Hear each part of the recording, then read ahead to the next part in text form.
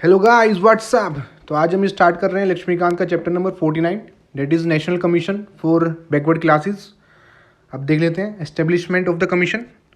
So in the Mandal case judgment 1992 का supreme court directed the central government to constitute a permanent statutory body कि examine कर सके जो complaint है under inclusion की, ओवर इंक्लूजन की और non inclusion of any class of citizen in the list of backward classically.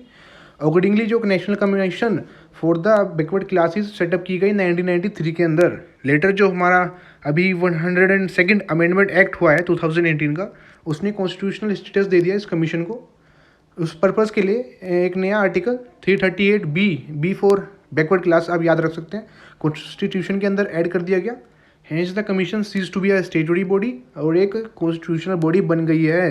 Further, the scope of function assigned to the Commission is also enlarged under the new dispensation. This was done in order to safeguard the interest of the socially and educationally backward classes more efficiently. दूसरे words में कहें जो constitutional status है of the new commission is at the par with the national commission for the SC and national commission for the ST। और ये status ने इसके नए डायमेंशंस ओपन कर दिए हैं और एनलार्ज कर दिया इसका फंक्शन इन कंपेरेटिव जो ये पहले कमीशन थी।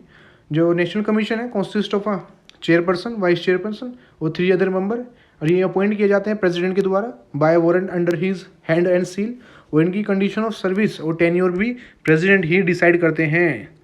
अब फंक्शंस देख लेते हैं कमीशन के कि टू इन्वेस्टिगेट करेंगे और मॉनिटर करेंगे सभी matter related to the constitution and legal safeguard for the socially and educationally backward classes. और उनकी जो वर्किंग है उसको भी इवेल्यूएट किया जाएगा।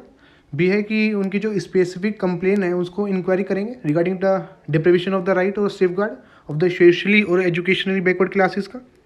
और पार्टिसिपेट करेंगे और एडवाइस भी करेंगे on the social economic development जो का प्रोसेस है ऑफ द सोशली और एजुकेशनली बैकवर्ड क्लासेस का। और इवेल्यूएट करेंगे जो प्रोसेस चल रहा है उनका अंडर द यूनियन और स्टेट गवर्नमेंट के अंदर। और प्रेजेंट करेंगे प्रेसिडेंट को annually at other such time as it may deem fit कि एक रिपोर्ट उनकी वर्किंग के ऊपर। To make recommendation as to the measures that should be taken by the union or the state for the effective implementation of those safeguard or other measures for the protection, welfare और social economic development किनका socially not economically socially and educationally backward classes। यहाँ पे तो आपको याद कराया गया था कि PWD डिपार्टमेंट, तो P for protection, W for welfare and D for development and F is to discharge such other functions in relation to the protection, welfare, development and the advancement of the socially and educationally backward classes as the president may specify। तो ये इसके functions हो गए। अब report देख लेते हैं। जो कमीशन है वो एनुअली प्रेसिडेंट को अपनी रिपोर्ट देता है या उससे पहले भी दे सकता है as it thinks necessary.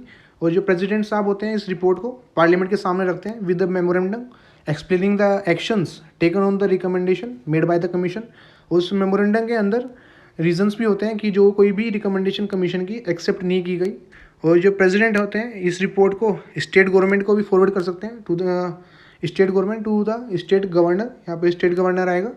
The government places it before the state legislature. The governor places it before the state legislature along with the memorandum explaining the action to be taken on the recommendation of the commission। और उस memorandum में reason भी होते हैं कि जो उनकी recommendation है वो एक्सेप्ट नहीं की गई। तो आप इसे ठीक कर लीजिएगा बुक में, यहाँ पे एक गवर्नर आएगा। तो अब नेक्स्ट देखते हैं जो पावर है कमीशन की। तो जो कमीशन है is vested with the power to regulate its own procedure. और जब वो इन्वेस्टिगेट करती है किसी भी मैटर को, एक कंप्लेंट को, तो एज अ सिविल कोर्ट काम करती है। और क्या क्या किन मैटर में समनिंग और enforcing the attendance of any person from any part of India. और एग्जामिनिंग कर सकती है, बुला सकती है किसी भी पार्ट से। और किसी भी डॉक्यूमेंट का प्रोडक्शन को अगर उसकी ज़रूरत है उसको बुला सकती है। रिसीव करती है एविडेंस, जो एविडेंस होता है उसको एज अ एफिडेविट।